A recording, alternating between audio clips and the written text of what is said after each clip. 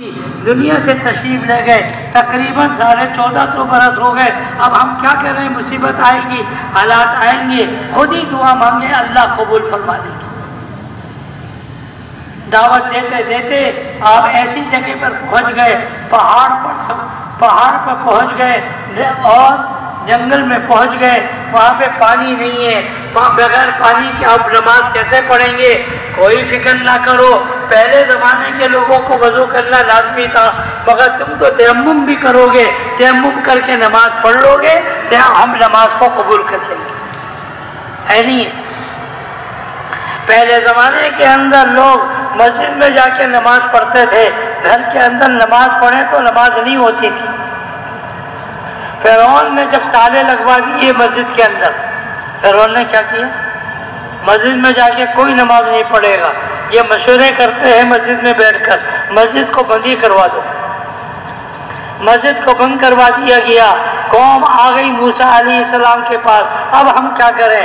تو موسیٰ علیہ السلام کے اوپر اللہ نے وحی بھیجی، قبلتم و اقیم الصلاۃ، قبلتم و اقیم الصلاۃ. اس کے دو مطلب ہیں. ایک مطلب تو یہ ہے کہ اپنے گھروں کو قبلہ رخ بنا دو اور نماز مسجدوں میں پڑھ لیا کرو. دوسرا مطلب یہ ہے کہ اپنے گھر کے اندر ایک جگہ مخصوص کر لو مسجد کے لیے، مسجد کے لیے ایک جگہ مخصوص کر لو، پھر وہاں پہ جا کے نماز پڑھو. نماز تم پڑھو گے، قبول ہم کریں. اس امت کے لیے یہ نہیں ہے جہاں مرضی نماز پڑھے. ہاں مسجد میں آ کے جماعت کے ساتھ نماز پڑھنا وہ الگ ثواب کی بات ہے، ورنہ جہاں چاہیں گے نماز پڑھیں گے، نماز پڑھیں گے. پہلی کسی امت کے لیے مال غنیمت کو حلال نہیں کیا گیا. جتنی امتیں آئیں، بعض امتوں پر جنگ ضروری ہوئی تھی، مگر بعض انبیاء پہ جنگ ضروری نہیں تھی، مگر اس کے باوجود مال غنیمت جو ملتا وہ کسی کے لیے حلال نہیں تھا. اس امت کے لیے کہا گیا تمہارا سب سے زیادہ حلال طیب مال کون سا ہے؟ مال غنیمت کا ہے. علماء نے پوری تفصیل بیان کی ہے. سب سے زیادہ حلال مال کون سا، پھر کون سا، پھر کون سا، پھر کون سا. بہرحال وہ وقت نہیں ہے تفصیل سے. سب سے زیادہ حلال طیب مال کون سا ہے؟ جو جہاد کے موقع پر مال غنیمت ملتا ہے. یہ صرف حلال نہیں کیا گیا، بلکہ کیا ہے؟ اطیب، سب سے زیادہ پاکیزہ مال اسی کو کہا گیا. اس سے زیادہ حلال طیب مال کوئی دوسرا نہیں ہے جو کہ مال غنیمت کا ملتا ہے. اس امت کو اللہ نے مخاطب کیا، کلوا واشربوا. پہلی امتوں کو اللہ انبیاء کو مخاطب کرتے تھے، امتوں کو مخاطب نہیں کرتے تھے، مگر اللہ نے اس امت کو بھی مخاطب کیا اور اس امت کو بھی خطاب کیا جیسے کہ انبیاء کو خطاب کیا جاتا تھا. کیوں؟ یہ امت عام امتوں کی طرح نہیں ہے، یہ ایک ذمہ داری والی ذمت ہے جو قیامت تک دین کے کام میں لگی رہے گی. پہلی امتوں کو اللہ نے جمعے کے دن ایک گھڑی آتی ہے، ایک وقت ایسا آتا ہے اس کے اندر علماء کے 45 اقوال ہیں وہ گھڑی کب آتی ہے، مگر آتی ضرور ہے، آتی ضرور ہے. اس وقت جو دعا مانگی جائے وہ قبول ہو جاتی ہے، اور جو دعا مانگی جائے فوراً قبول ہو جاتی ہے. جمعے کی دن آتی ہے.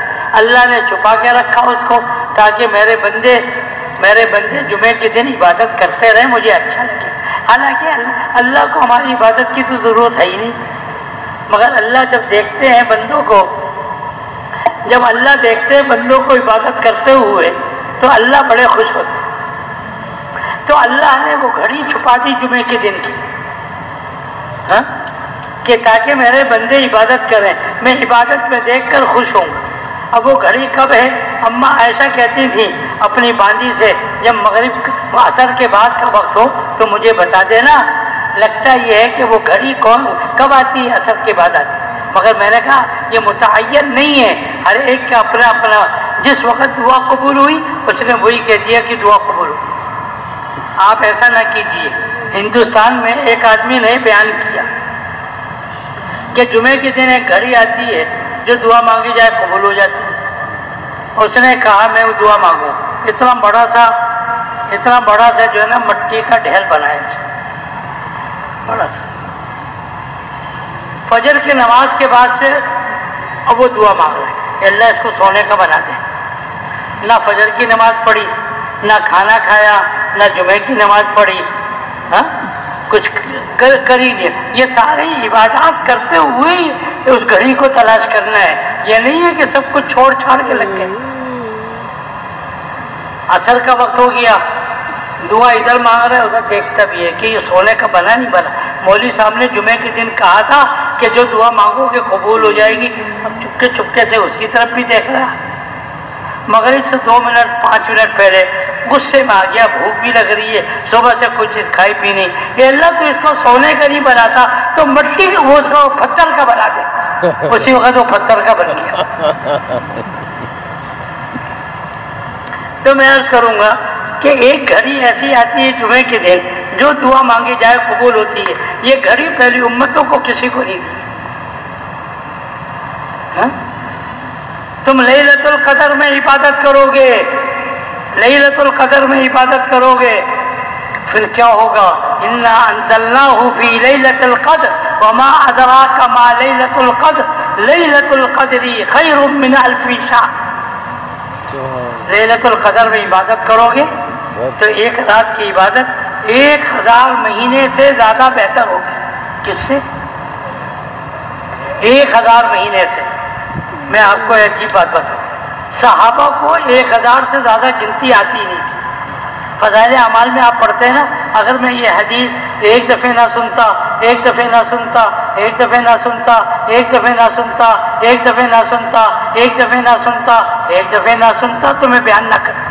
پڑھی ایک ہی دفعہ کہتے تھے میں 7 دفعہ نہ سنتا نبی سے تو میں روایت میں بیان کرتا. ان کو ایک کی وجہ ایک کے بعد دوسرا دو گنتی نہیں آتی تھی، تیسری گنتی نہیں آتی. ایسے سیدھے ساتھ بات سمجھ میں آ گئی. اور فضائل اعمال کی تو سب کو روایت یاد ہے نا. بار بار کہہ رہے ہیں ایک دفعہ نہ سنتا، 7 دفعہ نہ سنتا. مختصر جملہ کہتے تھے 7 دفعہ نہ سنتا تو میں کیا کرتا، یہ روایت بیان نہ کرتا.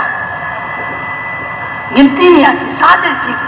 اخروٹ کو دیکھا، اخروٹ کہنے لگے کہ اللہ میاں نے کیسے گول گول پتھر بنائے، گول گول پتھر بنائے. کسی نے یہ گول گول پتھر نہیں ہے، اس کو توڑو تو اس کے اندر سے گری نکل. او میں تو سمجھ رہا تھا یہ تو پتھر ہے گول. نبی نے ایک موقع پر فرمایا تھا جو گندم کھاتا ہے وہ موٹا ہوگا. نبی کے دور میں گندم نہیں تھی مدینے میں. یہ تو عجم میں ہے. کسرا وسرا جب فتح ہوا، جب یہ مدینے کے اندر یہ گندم گیا ہے، چاول بھی نہیں تھا. چاول اس وقت کیا ہے، نبی کے دور میں نہیں تھا. مگر یہ روایت سنی تھی کسرا میں یہ ایران آئے صحابہ، پتلی پتلی روٹی دیکھی. یہ کیا چیز ہے؟ رومال ہے؟ نہیں، یہ تو روٹی ہے. کس چیز کی روٹی؟ ہماری کہتے تھی موٹی موٹی روٹی ہوتی، وہ جو ہوتا تھا نا صحابہ کے دور میں. اور جو کو اتنی باریک مشین بھی نہیں تھی، موٹا موٹا کر لیتے تھے، پھر اسی کی روٹی بن جاتی تھی موٹی سی. اتنی پتلی سی روٹی. کسی نے کہا گندم کی روٹی. ہاں میں نے نبی سے سنا تھا جو گندم کی روٹی کھائے گا، گندم کھائے گا وہ موٹا ہو جائے گا.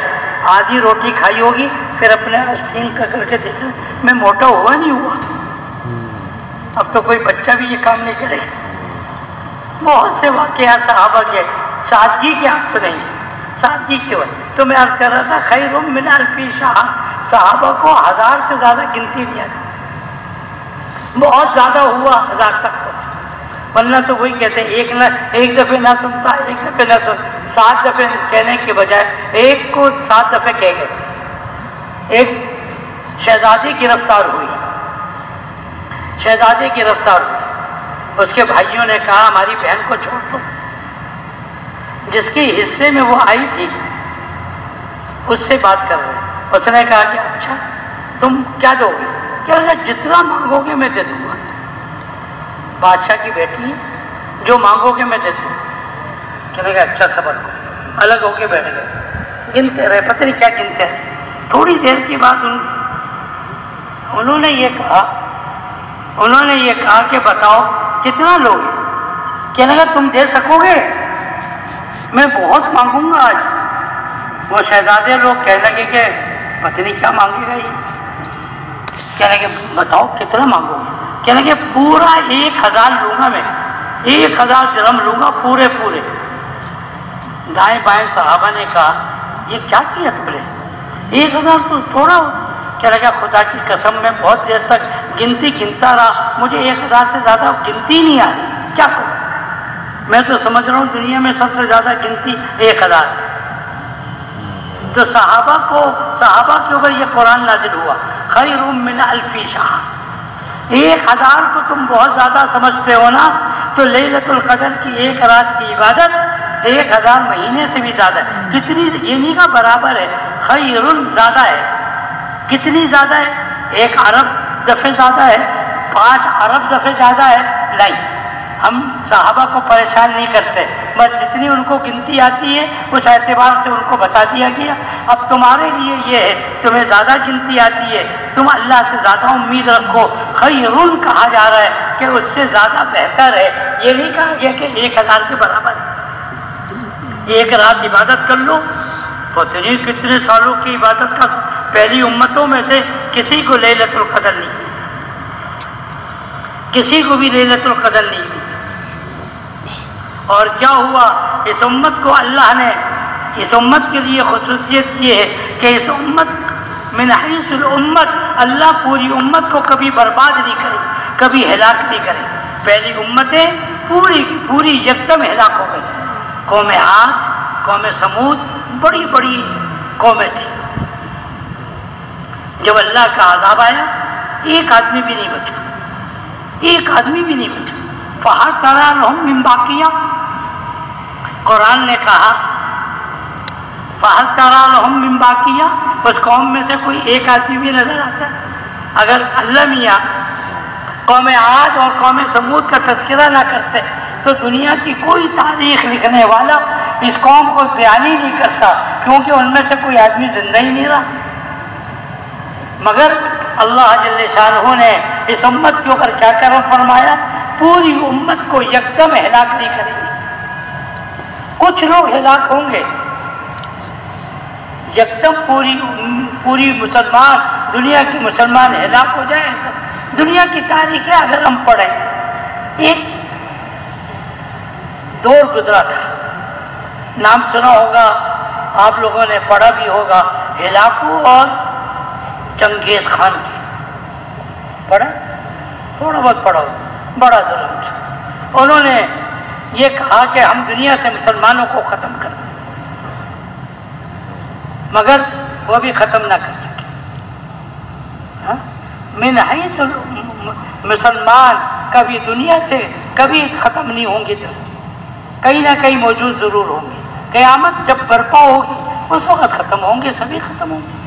پہلی امتیں یکدم ہلاک کر دی گئی، ختم کر دی گئی، مگر یہ امت کبھی پوری ہلاک نہیں کی۔ بلکہ میرے نبی نے تو ایک عجیب بات فرمائی، لا تستوی امتی علی الضلالہ، لا تستوی امتی علی الضلالہ، میری امت گمراہی پر یکدم جمع بھی نہیں ہوگی۔ آپ جتنا بھی اتفاق کر لیں کہ فلاں لوگوں پہ پابندی لگا دو، اگر وہ اللہ کے یہاں حق والے کبھی پابندی نہیں لگ سکتے۔ لا تستوی امتی علی الضلالہ، میری امت گمراہی پہ کبھی اتفاق نہیں کرے گی۔ حق کے اوپر تو اتفاق کر لے گی مگر گمراہی کے اوپر اتفاق نہیں کرے گی۔ تو میں یہ عرض کر رہا تھا کہ اللہ نے اس امت کی بڑی خصوصیات بیان کی۔ کیوں؟ یہ امت کی ایک ذمہ داری ہے۔ مولانا عمر صاحب فرماتے تھے ہمارے اور پرانے زمانے کے لوگوں میں فرق کیا ہے، ہمارے اوپر ایک ذمہ داری ہے، ان کے اوپر وہ ذمہ داری نہیں تھی۔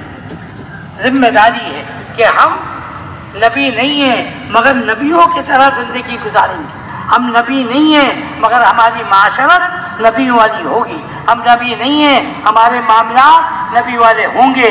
ہم نبی نہیں ہیں مگر ہمارے اخلاق نبی والے ہوں گے۔ ہم نبی نہیں ہیں مگر ہمارے عقائد نبی والے ہوں گے۔ ہم نبی نہیں ہیں مگر ہماری عبادات نبی والی ہوگی۔ یہ 5 باتوں کا نام دین ہے۔ کتنی باتوں کا؟ 5 باتوں کا۔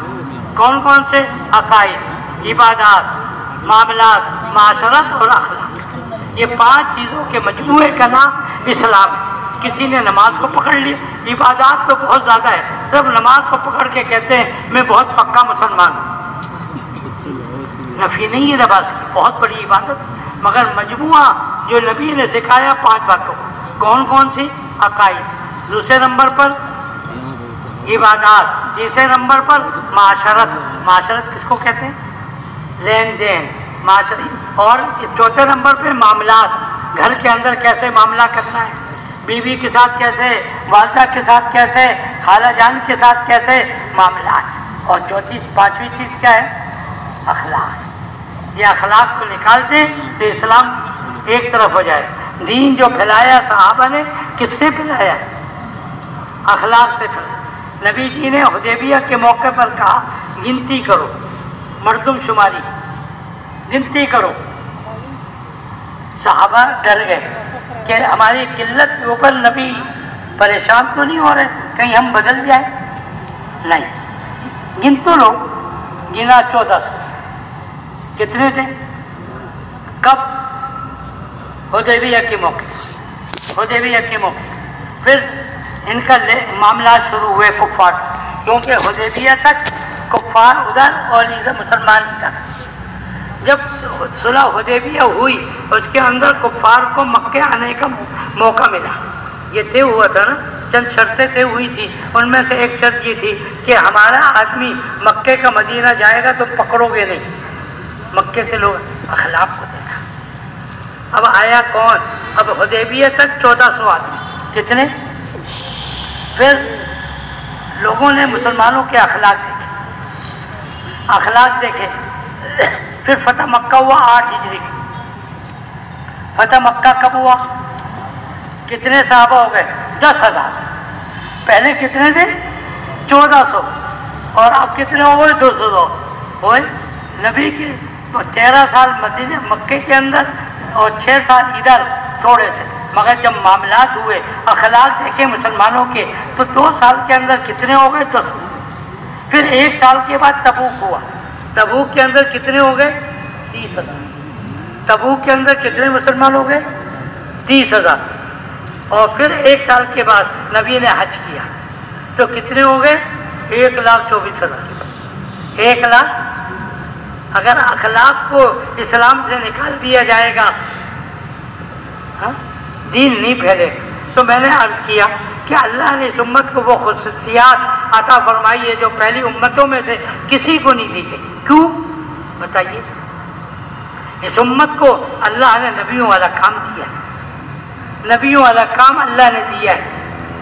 آدمی پہلے گناہ کرتا تھا تو اس کے دروازے پہ لکھ دیا جاتا تھا اس نے یہ گناہ کیا ہے، چوری کی ہے، جب تک اس کو سزا نہیں ملتی تھی اس کے دروازے سے وہ چیز مٹائی نہیں جاتی تھی۔ مگر یہ امت رات بھر گناہ کرے، صبح کہے کہ میں نے کوئی گناہ نہیں کیا، توبہ کر لے، اللہ اس کے سارے گناہ معاف کر دے۔ موسیٰ علیہ السلام کے زمانے میں بڑا قحط آ گیا، زوردار قحط آ گیا، بارش نہیں ہو رہی، لوگ بھوکے مرنے لگے۔ اے اللہ تو بارش تو برسا دے۔ موسیٰ علیہ السلام نے کہا اچھا تم دیندار لوگوں کو لے کے چلو فلاں جنگل کے اندر دعائیں مانگو، تم سبب اختیار کرو میں بارش برسا دوں گا، سبب اختیار کرو۔ موسیٰ علیہ السلام نے دیندار لوگوں کو چنا، لے گئے وہاں پر جا کے دعائیں مانگ رہے ہیں۔ دعائیں مانگتے مانگتے کچھ دیر ہو گئی تو موسیٰ علیہ السلام پر اللہ کی وحی آئی، تم جتنی بھی دعا مانگو ہم بارش نہیں برسائیں گے۔ اے اللہ آپ ہی نے تو کہا تھا کہ آپ بارش برسائیں گے، اے اللہ اب کیا ہو گیا؟ کہنے لگے ان میں سے ایک آدمی ایسا ہے جو کبیرہ یعنی بڑا گناہ کرنے والا ہے، اس کو نکالو یہاں سے۔ موسیٰ علیہ السلام جلالی نبی تھے، فوراً انہوں نے کہا جو گناہ گار آدمی باہر نکل آئے، باہر نکل۔ اب تشکیل کا وقت آئے گا نا، تشکیل والے کہیں گے فرماؤ، تو کوئی شروع میں کوئی نہیں فرماتا، جب 1-2 کھڑے ہوتے ہیں نا پھر لوگوں کی ہمت ہو جاتی۔ اس آدمی نے ادھر ادھر دیکھا، کوئی بھی کھڑا نہیں ہو رہا، کوئی بھی کھڑا نہیں ہو رہا۔ اس نے سر نیچے 1-2 آنسو نکالے، اس نے کہا اے اللہ آج تک لوگ مجھے دیندار سمجھتے ہیں، اے اللہ تو مجھے معاف کر دے، اے اللہ تو مجھے معاف کر دے۔ 1-2 آنسو نکالے، थोड़ी देर के बाद अल्लाह की तरफ से वही आ गई, हम बारिश बरसाने लगे। अल्लाह आपने तो कहा था कि इन मजमे में एक आदमी तो ऐसा है जो कि गुनाहगार है, उसको बाहर निकालो, वो तो बाहर निकला भी नहीं, और आपने कह रहे हैं कि बारिश होगी। अल्लाह का जुमला तो सुनो। अल्लाह ने मूसा अलैहिस्सलाम को क्या कहा?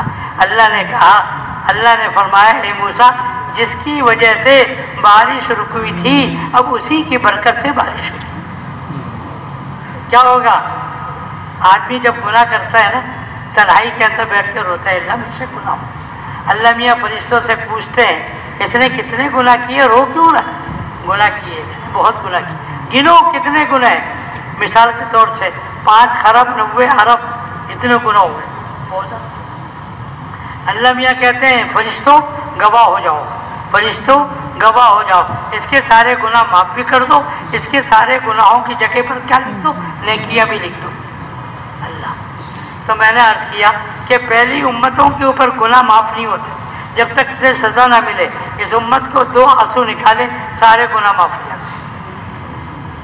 पहली उम्मतों में से किसी ने भी दुआ नहीं मांगी थी कि अल्लाह मुझे फला नबी के दौर में पैदा कर दे, मगर इस उम्मत के अंदर दो नबियों ने दुआ की। हम तो बहुत जल्दी से बयान करते हैं ना, जल्दी में कहते हैं बहुत से नबियों ने नहीं। कितने नबी ने? 2 नबियों ने दुआ की। एक मूसा अलैहिस्सलाम ने और दूसरा ईसा अलैहिस्सलाम। मूसा अलैहिस्सलाम की दुआ कबूल नहीं हुई, ईसा अलैहिस्सलाम की दुआ कबूल हो गई, और अल्लाह ने फरमाया कि तुम उम्मत मोहम्मदिया का फ़र्द बन के क़यामत के करीब उठोगे। क़यामत के करीब ईसा अलैहिस्सलाम दुनिया में तशरीफ़ लाएंगे। मैंने अर्ज़ किया कि उम्मत की बेशुमार खुसूसियात है। क्यों खुसूसियात है बताइए? इस उम्मत को अल्लाह ने वो काम अता फरमाया जो अल्लाह ने अंबिया अलैहिस्सलाम को दिया था। अगर हमने वो काम नहीं किया, जैसे मैंने शुरू में कहा, अगर जिम्मेदारी पूरी नहीं करेंगे क्या तनख्वाह मिलेगी हमें? बोलो। आज हम कहते हैं कि जी ये हालात आ रहे हैं, ये हालात आ रहे हैं, हम कर क्या रहे हैं? जिसके लिए जो हमारे ज़िंदगी का मकसद था, हमने उसके लिए सुबह से लेकर शाम तक क्या किया? शाम को आते भी हैं 2.5 घंटे के लिए, तो कहते हैं अमीर साहब आज ज़रा ज़रूरी काम है, मुझे ज़रा घर जाना है। होता ही नहीं। तो नियत कर लें। देखिए अक्सर वक्त हम तबलीग के लिए गुजारे, कितना अक्सर। हमारे एक बुजुर्ग थे राविन के अंदर, जाहिर शाह साहब, वो फरमाते थे आमाल को गालिब को। क्या मतलब? 24 घंटे में ज़्यादा वक्त कौन सा होगा? 13 घंटे। कितना होगा? 13 घंटे तो आओ। हमारे बड़े कहते हैं चलो 8 घंटे हो, 8 घंटा नहीं होता, चलो 4, 5, 6 घंटे तो हम दावत के काम पे आए। फिर देखिए आप हाथ उठाएंगे। मौलाना उमर साहब रहमतुल्लाह अलैह बहुत बड़े बुजुर्ग गुजरे, उन्होंने कहा कि तुम दावत का काम करते रहो, एक वक्त ऐसा आएगा तुम हाथ उठाओगे, हाथ मुंह पे फेरोगे नहीं, तुम्हारी दुआ कबूल हो जाएगी। आज ये क्यों नहीं हो रहा?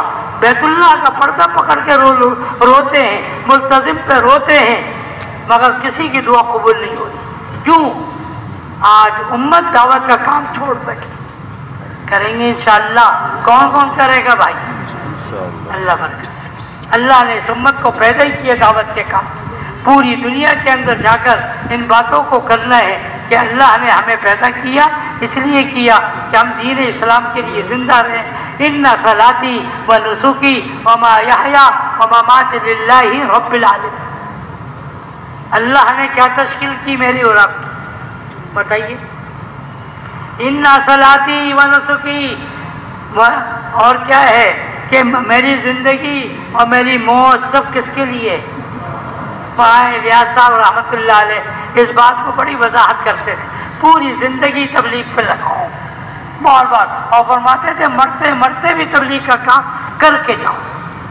और इसके ऊपर हज़रत मौलाना इलियास साहब एक वाक़या सुनाते थे जो सूरे बुरूज का है।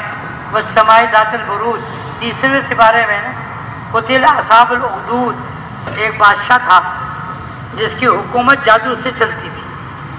ये कुरान में तो मुख्तसर है, मुस्लिम की रवायत में इसकी पूरी वज़ाहत है। मुख्तसर ये कि उसने कहा मैं बूढ़ा हो गया, हुकूमत چلانے کے لیے جادو کی ضرورت ہے، کوئی سمجھدار لڑکا مجھے دے دو۔ بادشاہ نے اپنے رعایا میں سے ایک لڑکا جو سب سے زیادہ سمجھدار تھا اس کو منتخب کیا کہ تم جادو سیکھو،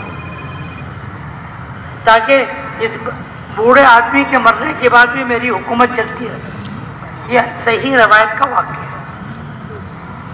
اللہ کی شان، راستے میں ایک راہب بیٹھا کرتا تھا۔ راہب کس کو؟ اس زمانے کے اندر جو صحیح مذہب کا آدمی تھا وہ بیٹھا کرتا تھا۔ لڑکا وہاں سے گزرتا تھا، دیکھتا تھا یہ آدمی اکیلا بڑا اچھا ہے، اللہ نے کشش ڈالی۔ پھر جاتا تھا جادوگر کے جادو سیکھنے کی۔ اب اس نے اپنے دو تقسیم کر لی، کچھ ادھر بھی جاتا تھا، کچھ ادھر بھی جاتا تھا۔ جادوگر نے کہا تمہارے آنے کا وقت 10 بجے کا ہے، تم آتے ہو 10:30۔ کہنے کا گھر والوں نے دیر کر دی، چلو کوئی۔ اور پھر جاتے وقت پھر راہب کے پاس بیٹھتا تھا، وہاں سے دینی باتیں سنتا۔ گھر والے پوچھتے تھے تمہاری چھٹی تو 2 بجے ہوتی تھی، تم 2:30 بجے آؤ۔ کیا لگا جادوگر نے دیر میں چھٹی کی تھی۔ کرتے کرتے یہ کہانی چل رہی، ایک طرف تو وہ جادوگر بھی بن گیا وہ لڑکا، ایک طرف اس نے اس زمانے کا صحیح مذہب بھی سیکھا۔ صحیح مذہب بھی سیکھا۔ پتہ چلا بادشاہ کو یہ تو دیندار بن گیا، یہ تو فلاں آدمی کا معتقد بن گیا، اس کو لے جاؤ پہاڑ پر۔ 3-4 دفعے اس کو مختلف جگہوں پہ مارنے کے لیے بھیجا گیا۔ پہاڑ پہ لے گئے، پہاڑ پہ جنبش آئی، سارے لوگ جو لے کے گئے تھے وہ نیچے گر گئے، وہ صحیح سالم، اور وہ اللہ کے فضل اور اللہ کا چاہنا ایسا دوبارہ دربار میں۔ میرے فوجی لوگ کہاں گئے؟ اللہ ان کے لیے کافی ہو گیا، جو میں جس کو مانتا ہوں۔ سمندر میں لے جاؤ، ڈبو دو اس کو۔ سمندر میں لے گئے، جب درمیانی سمندر میں پہنچے کشتی کے اندر زلزلہ سا آیا، سارے کشتی والے ڈوب گئے، وہ صحیح سالم دوبارہ۔ یہ نبی جی واقعہ سنا 12 کئی دفعہ ہوئے۔ اور آخر میں بادشاہ نے کہا تو مرے گا کیسے؟ تجھے تو مارنا ہے، مجھے چھوڑوں گا نہیں۔ کہنے کا مارنا ہے، چلو میں تمہیں ترتیب بتاتا ہوں۔ سارے لوگوں کو ایک میدان میں جمع کرو، مرد بھی، عورتیں بھی، بچے۔ اور یہ جو میرا ترکش ہے نا جس میں میں تیر رکھتا ہوں، میری کمان لو، تیر لو، اور میرا یہ کنپٹی یہاں پہ تیر مارو، بس آگے پیچھے مارو گے نہیں مرو گا۔ اس نے اپنی حکومت بچانے کے لیے نہ سوچا کہ اب مستقبل کیا ہونے والا ہے، حکومت بچ جائے۔ کیا ہوا پھر؟ اس نے سارے لوگوں کو جمع کیا اور پھر اس کے ترکش کو لے کر، تیر لے کر اس کی کنپٹی میں مارا، ایک فوارہ نکلا خون کا، مگر نتیجہ کیا نکلا؟ اس نے یہ کہا تھا، یہ کہنا میں اس لڑکے کے رب کے نام پر مارتا ہوں۔ بادشاہ کو کیا کہا تھا؟ اپنے جادو کے حکومت کی بات نہ کرنا، بلکہ کیا کرنا؟ اس لڑکے کے رب کے نام پر میں مارتا ہوں۔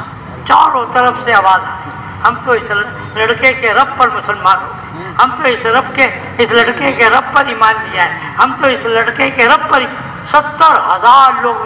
پہلے تو ایک ہی لڑکا تھا، پھر اس کے بعد کیا ہوا؟ 70,000 لوگ مسلمان۔ پھر اس کو غصہ آیا، اس نے کہا کہ خندقیں کھدواؤ، زوردار آگ جلا، پکڑ پکڑ کے لوگوں کو ڈالو، توبہ کرواؤ کہ اس رب کو مانتے ہو یا مجھے مانتے ہو؟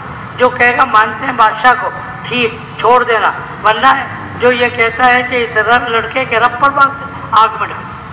حدیث پاک میں نبی نے فرمایا ایک عورت ایک بچہ لے کر آئی، ایک عورت ایک بچہ، چھوٹا سا بچہ کو مقصود آگ میں ڈلوانا تو نہیں تھا، مقصود تو لوگوں سے توبہ کروانا تھا نا۔ بچے کو پہلے اندر پھینکا، دیکھو جل گیا، تم کو بھی پھینکیں گے۔ اندر سے بچے نے آواز لگائی، اماں جان چھلانگ لگا دو، یہ آگ نہیں ہے، یہ تو گلزار ہے۔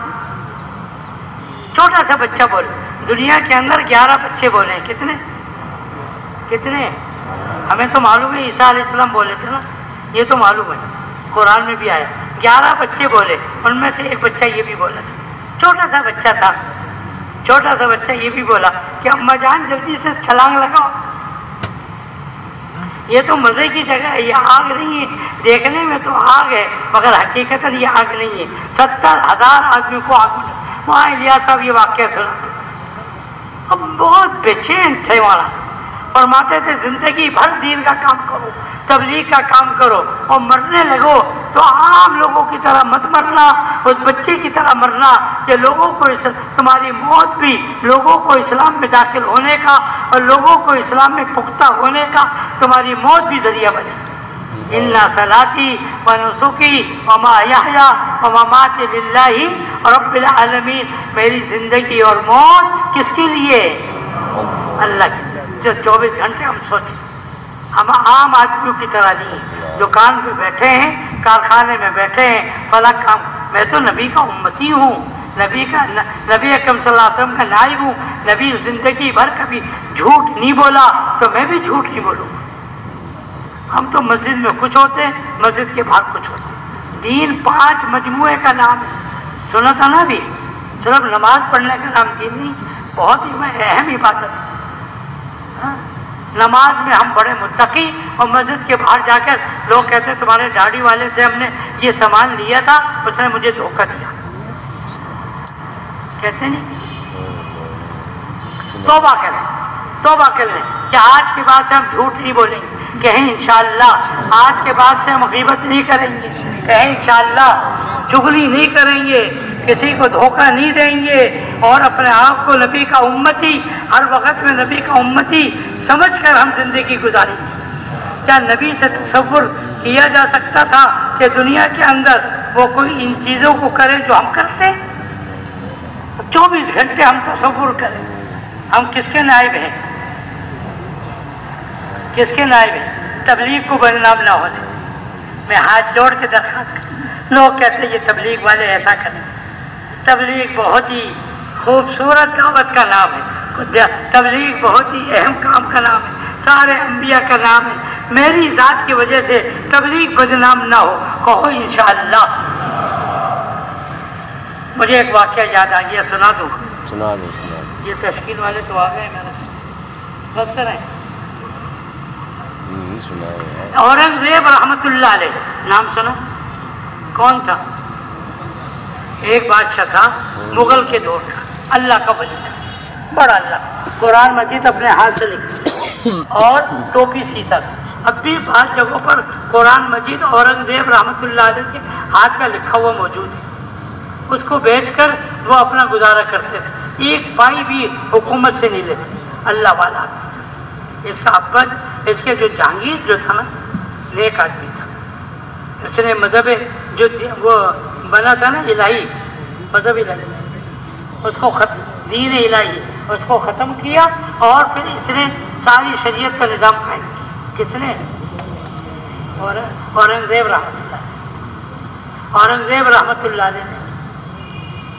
بہرحال اورنگزیب رحمت اللہ علیہ کے پاس یہ دہلی میں ہوتے تھے، قلعہ کے اندر، قلعہ جس طرح لاہور میں دیکھا ہے نا آپ نے، لاہور دیکھا ہے، ایک طرف شاہی مسجد ہے، اس کے سامنے قلعہ ہے۔ دہلی کے اندر بھی ایسا ہے، دہلی کے اندر بھی ایسا ہی ہے کہ ایک شاہی مسجد ہے، سامنے قلعہ، قلعے کے اندر بادشاہ رہتا تھا، اورنگزیب، سارے بادشاہ اسی رہتے، اورنگزیب رحمت اللہ۔ ایک آدمی آتا تھا وہاں پر، اس کو پرانی کتابوں میں بہروپیہ کہتے تھے، آج کل کیا کہیں گے؟ فنکار کیا کہیں گے؟ بہروپیہ کیا مطلب؟ یعنی مختلف وہ کرتبے دکھاتا تھا، مختلف تماشے دکھاتا تھا، بادشاہ کو خوش کرتا تھا، بادشاہ کچھ پیسے دے دیتا تھا اسے، آتا رہا پیسے لیتا رہا۔ ایک دفعہ بادشاہ نے کہا کہ اب آئندہ تو جو بھی کر لے میں تجھے پیسے نہیں دوں گا، میرے پاس پیسہ ختم ہو گیا۔ اس نے کہا بادشاہ سلامت، میں بھی بہروپیہ ہوں، لے کے چھوڑوں گا، لے کے چھوڑوں گا۔ بہرحال کہانی ختم ہو گئی، وہ کہیں غائب ہو گیا۔ کون؟ بہروپیہ کہیں غائب ہو گیا۔ ایک دن، 2 دن، 1 مہینہ، 1 سال، 2 سال، 5 سال گزر گئے۔ بادشاہ سلامت جب اپنے ریاست کا دورہ کرتے سب سے پہلے پوچھتے تھے یہاں پر کوئی بڑا عالم، کوئی درویش اللہ والا آدمی موجود ہے؟ سب سے پہلے ان کی خدمت میں حاضری دیتے تھے۔ کون؟ औरंगजेब एक इलाके में पहुंचे कुछ सालों के बाद, पूछा यहाँ पर कोई अल्लाह वाला आदमी मौजूद है?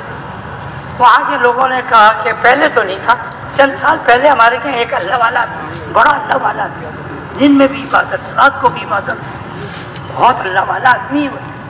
कहने लगे मुझे ले चलो। किसने कहा?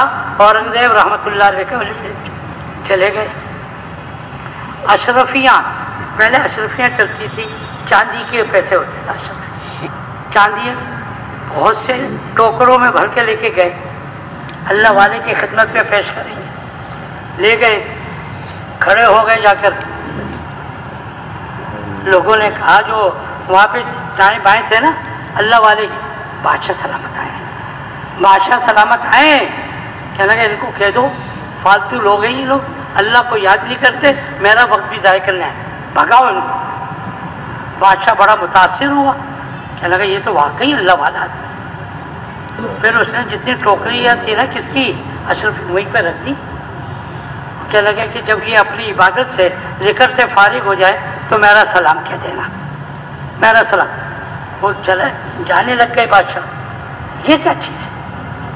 उन्होंने यह हदिया दिया तो पाँव मारा जोर से, खुद भी ये दुनिया परस्त है और मुझे भी दुनिया परस्त बनाना चाहिए, जोर से लात मारी।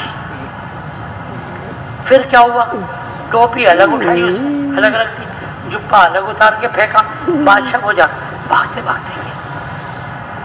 कहने लगा कि पहचाना मुझे? नहीं। पहचानो? नहीं। ओ मैं तो वही बहरूपिया हूँ, आपने कहा था ना मैं तुम्हें कुछ भी नहीं दूंगा। अब आप पूछा मुझसे मुतासिर हुए ना, मुझे दो कुछ, मुझे कुछ दो हदिया। बादशाह ने एक बात कही बड़ी अजीब, और ये इसने भी एक बात कही अजीब, ज़रा याद रखिए। बादशाह ने कहा तू बहरूपिया की, तूने अल्लाह वालों की शक्ल बनाई थी ना, वो अशरफी में लेके किया था, कई हज़ार तू ले लेता, बाद में मुझे आके बताता कि मैं बहरूपिया हूँ। तो सखी लोग जब किसी को कोई चीज़ देते हैं फिर वापस नहीं लेते। सखी लोग जब किसी को कोई चीज़ देते हैं, जब उनको हकीकत पता भी चल जाती है, जब भी वो वापस नहीं लेते। मैं नहीं लेता, तुझे कई हज़ार मिल जाते। ये बात उन्होंने, बहरूपिया ने भी एक बात कही, उसने कहा बादशाह सलामत सुनो, मैंने उस वक़्त अल्लाह वालों की शक्ल बनाई थी। किसकी बनाई थी? अल्लाह वालों की शक्ल बना के बैठा था। अगर मैं कबूल कर लेता तो दुनिया के सारे अल्लाह वाले बदनाम हो जाते और लोग कहते अल्लाह वाले लोग ऐसी धोखा देते, ऊपर से कुछ अंदर से कुछ, ऊपर से कुछ अंदर से कुछ होते हैं। मैंने ये नहीं, मैंने चाहा मैं अल्लाह वालों को बदनाम न करूं। भाइयों में हाथ जोड़ के रखा, हम तबलीग वालों को बदनाम न करें। तबलीग वाले कौन? अंबिया थे। तबलीग वाले कौन? सहाबा थे। हम उनकी नकल करना चाह रहे हैं, हम उनकी नकल करना चाह रहे हैं, और हम तबलीग वाले कहा उनकी नकल करना चाहते हैं, मगर अल्लाह की तरफ से नकल के ऊपर भी अल्लाह की तरफ से असल वाला सवाब देने का अल्लाह ने वादा कर लिया। जो असल को अल्लाह ने वादा किया था, नकल करने के ऊपर भी अल्लाह ने वो वादा दुनिया के अंदर भी और आखिरत में कर लिया। तो भाइयों, आज मैं भी वादा करूं, आप भी कर लें कि आज के बाद से हमने शक्ल बनाई है अल्लाह वालों की, हमने शक्ल बनाई है तबलीग वालों की, तो हम वो काम करेंगे जो अंबिया ने किया, वो काम करेंगे जो सहाबा ने किया। कहो इंशाअल्लाह। कौन कौन करेगा? कभी किसी को धोखा, झूठ, गीबत, चुगली, अखलाकियात के साथ मुज़य्यन हो। मौलाना यूसुफ फरमाते थे कुत्ते को मारते हैं ना तो अलग तरीका हो गया। मौलाना यूसुफ के ज़माने में मौलाना यूसुफ फरमाते थे वो गोश्त की बोटी होती है ना, उसमें कोई चीज़ लगा कर देते हैं, जहर लगा के देते, वो कुत्ता खाता है। कुत्ते को वैसी जहर नहीं खिलाते, गोश्त की बोटी लगा के खिलाते, उसको कीमा लगा के। लोग इस्लाम जो फैलेगा वो किससे फैलेगा? अखलाकियात। मैंने कहा ना हुदैबिया में कितने मुसलमान? 1400। कितने थे? जब लोगों की आमद जामद शुरू हुई तो 1-2 साल के बाद 10,000, फिर क्या हो गया? 1 साल के बाद 30,000, फिर 1 साल के बाद क्या हो गया, हज के मौके पर 1,24,000 सारे हज पे नहीं थे, इसके अलावा और भी बहुत से लोग। सही है। तो आज के बाद से मौलाना एहसान साहब एक दुआ मांगते थे, अल्लाह उनको सेहत दे, कि अल्लाह ज़मीन वाले तो हमें तबलीग वाले कह रहे हैं, तू भी तबलीग वाला की थी। ये उसी वक्त होगा जब अंदर से और बाहर से तबलीग वाले और अम्बिया की नकल करेंगे इंशाअल्लाह। आज के बाद से अम्बिया की नकल करेंगे। आखिरी बात को, दुनिया वाले हमें क्या कहते हैं, इधर चलो, मगरिब की तरफ चलो, तुम अमेरिका और यूरोप से मिल जाओ। किसकी नकल करो, किसकी नकल करो, अमेरिका और यूरोप की किसकी नकल करो, तुम किस उधर पढ़ो।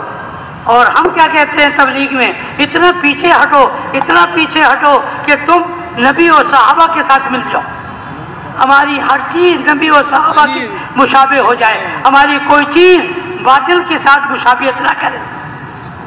हम तो वो कपड़ा पहनेंगे जो बातिल पहनता है, हमारी औरतें वो कपड़ा पहनेंगी जो बातिल पहनता है। खुदा की कसम वो नाकाम है, हम भी नाकाम होंगे। हम तो उम्मत को कह रहे हैं पीछे हटो, पीछे हटो, यहाँ तक के नबी और सहाबा तक पहुँच जाओ। दुनिया वाले यूरोप और अमेरिका की दे रहे, हम कह रहे हैं यूरोप अमेरिका की सही बातों की तुम नकल करें, गलत बातों की नहीं करेंगे। समझ में आई बात? तो भाइयों, आज के बाद से हम तबलीग वाले ये दिमाग में बिठाएं, दुकान पर है तो क्या है, हम कारखाने में बैठे हैं तो क्या है, बोलिए। 24 घंटे हम एक बीवी के शोहर हैं तो हम क्या हैं, तबलीग वाले। बच्चों के बाप हैं तो क्या हैं, तबलीग वाले। तबलीग को सामने रखकर हमने ज़िंदगी गुजारेंगे, कहें इंशाअल्लाह। इसके लिए कहते हैं, इसको हम सीखेंगे और पूरी दुनिया के लोगों को पहुँचाएंगे। वमन यब्तगी गैर इस्लामी दीना वलन युक़बल मिन्हु। दीन इस्लाम आने के बाद अब दुनिया के अंदर दीन इस्लाम के अलावा कोई और मज़हब अल्लाह को कबूल नहीं है। अल्लाह को कबूल कौन सा है, दीन इस्लाम।